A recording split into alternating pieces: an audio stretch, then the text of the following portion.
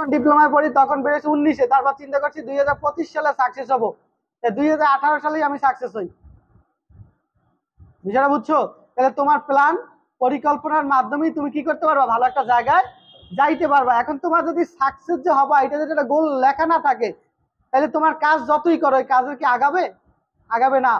এই জন্য তোমার কি করতে হবে, সঠিক একটা প্ল্যান, পরিকল্পনা, লক্ষ্য, গোল সেট করে ওই অনুযায়ী কাজ করতে হবে।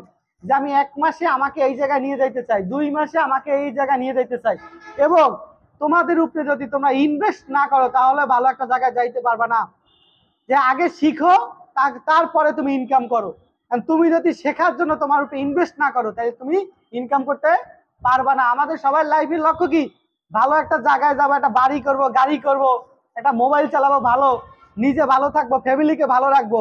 এখন তুমি যদি তোমার গোলে লক্ষ্য জায়গায় না যেতে পারো তাহলে তোমার ফ্যামিলিকে ভালো রাখতে পারবা? পারবা না। এই জন্য পরিশ্রমের কোনো বিকল্প নাই।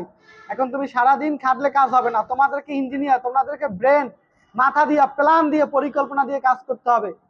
আজকে এই জায়গায় আসছি, এই জায়গায় শুধু কি প্ল্যান পরিকল্পনা দিয়ে। সারাদিন আমাকে খাটতে দেখো, আমি সারাদিন কাজ করি?